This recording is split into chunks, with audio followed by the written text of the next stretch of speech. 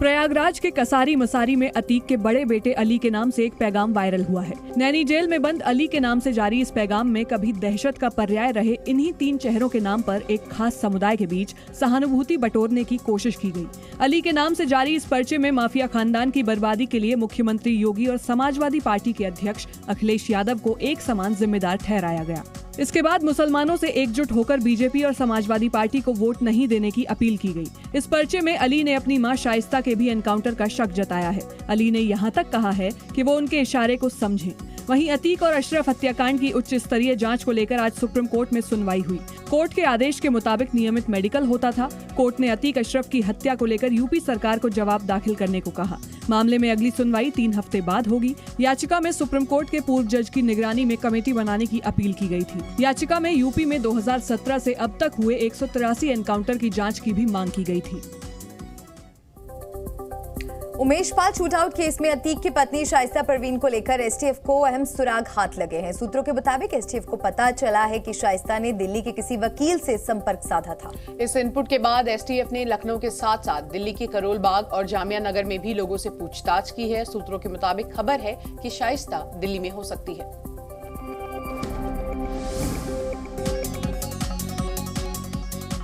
उमेश पाल हत्याकांड में फरार चल रही माफिया अतीक की पत्नी शाइस्ता की गिरफ्तारी को लेकर लगातार एसटीएफ की टीमें छापेमारी कर रही हैं।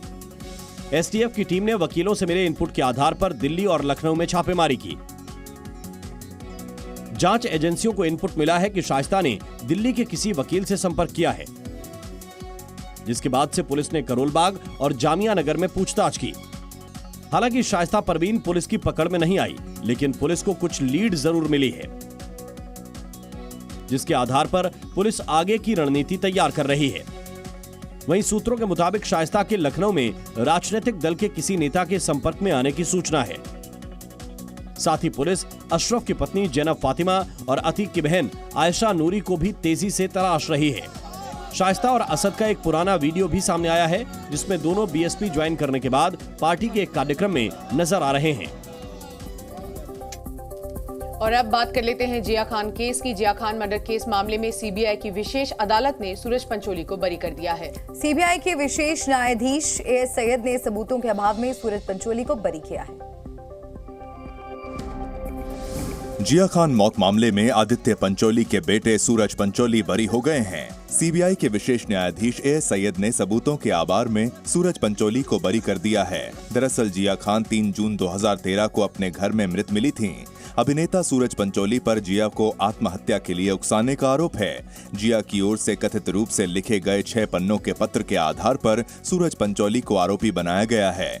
पत्र में सूरज के साथ खान के संबंधों के साथ साथ कथित शारीरिक शोषण, मानसिक और शारीरिक यातना के बारे में बात की गई है, जिस वजह से जिया खान ने खुदकुशी की। सीबीआई के अनुसार पत्र जिया ने ही लिखा था, जिसे मुंबई पुलिस ने अपनी जांच के दौरान 10 जून 2013 को जब्त किया था।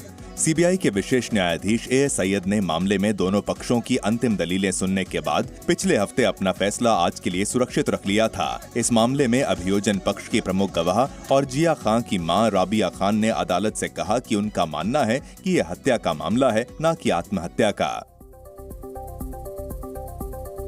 चलिए बात कर्नाटक चुनाव की। कर्नाटक चुनाव प्रचार के दौरान कई नेता विवादित बयान दे रहे हैं। आज बीजेपी के एक और नेता ने सोनिया गांधी को लेकर बेहद विवादित बयान दिया है। कर्नाटक चुनाव प्रचार में भाषा की मर्यादा टूट रही है। कांग्रेस अध्यक्ष मल्लिकार्जुन खड़गे के पीएम मोदी पर दिए बयान के बाद अब कर्नाटक के बीजेपी विधायक बसनगौड़ा पाटिल ने विवादित बयान दिया है। बसनगौड़ा पाटिल ने एक चुनावी सभा में कहा कि यदि पीएम जहरीला सांप हैं, तो क्या सोनिया गांधी विषकन्या है?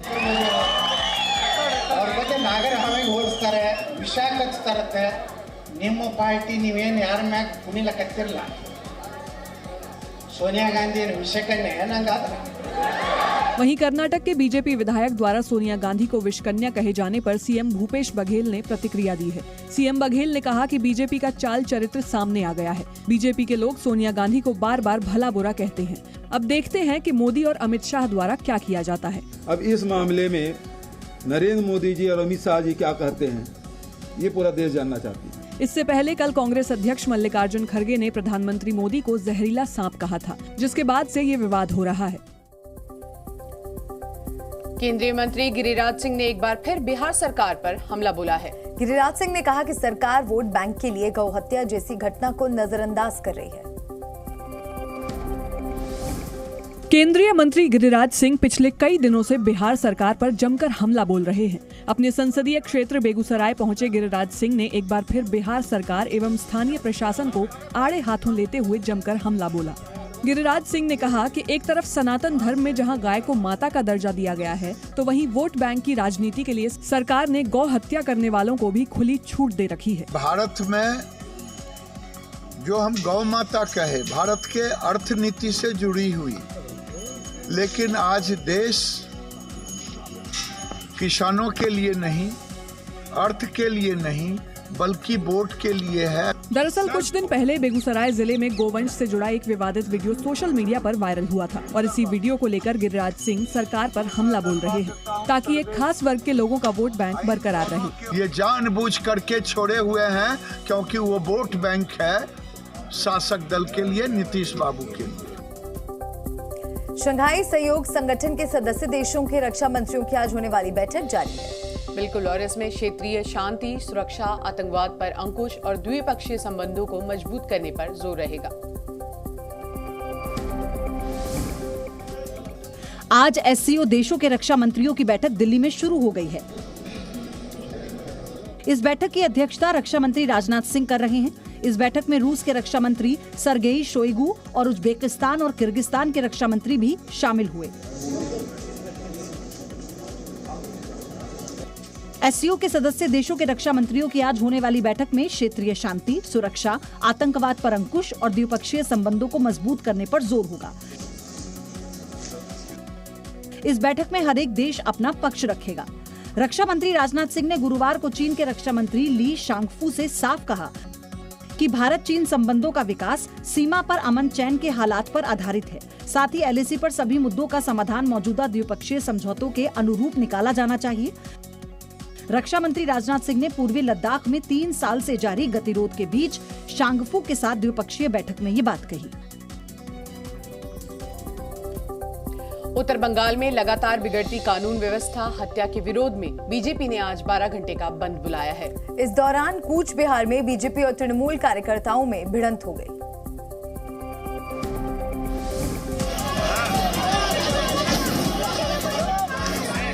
उत्तर बंगाल में बीते दिनों हुई रेप और मर्डर की घटना के विरोध में बीजेपी ने 12 घंटे का बंद बुलाया है। बंद के जरिए बीजेपी बंगाल पुलिस और ममता सरकार को घेरने के मूड में है।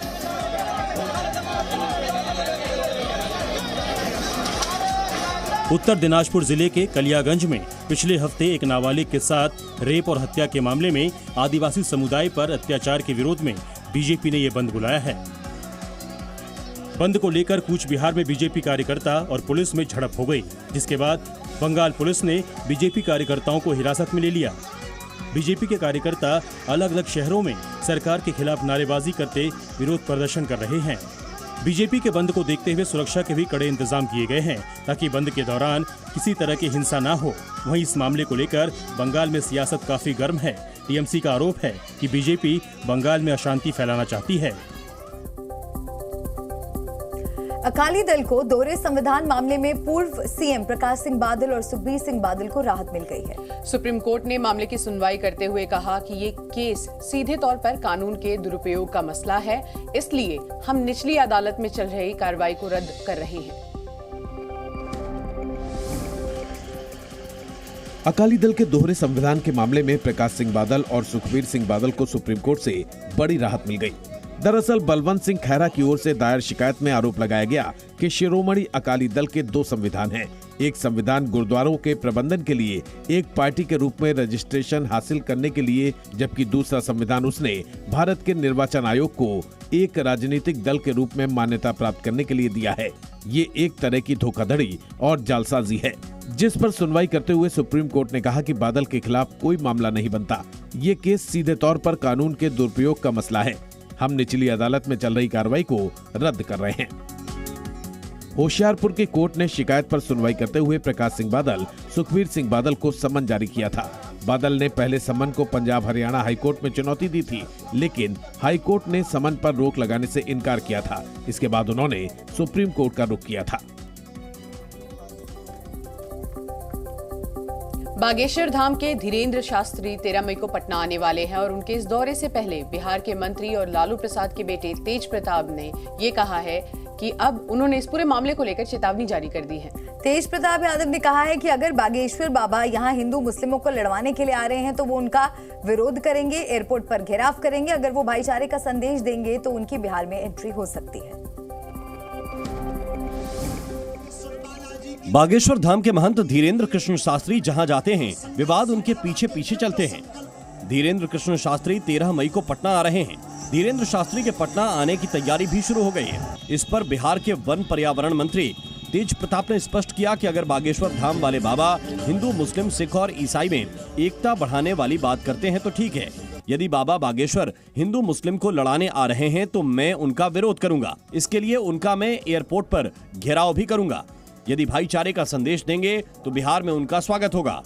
अगर बागेश्वर बाबा हिंदू मुसलमान भाई को लड़वाने के लिए आ रहे हैं तो मैं उनका विरोध करूंगा। उनको एयरपोर्ट पर घेराव में करने का काम करूंगा। अगर भाईचारे का संदेश देंगे आकर के कि हिंदू, मुस्लिम, सिख, ईसाई हम सब हैं भाई भाई, तो उनका बिहार में एंट्री हो सकता है। हम विचार कर वहीं धीरेन्द्र कृष्ण शास्त्री अपने कार्यक्रम के लिए 13 मई को पटना आ रहे हैं। 17 मई तक पटना के गांधी मैदान में उनका कार्यक्रम रहने वाला है। सीमा पार से एक बार फिर से नापाक हरकत की गई है। पंजाब के गुरदासपुर में एक ड्रोन दिखा। हालांकि बीएसएफ ने मुस्तैदी दिखाई और फायरिंग की। ड्रोन को वापस लौटा दिया गया। खुद ही ड्रोन फायरिंग के बाद वापस लौट गया।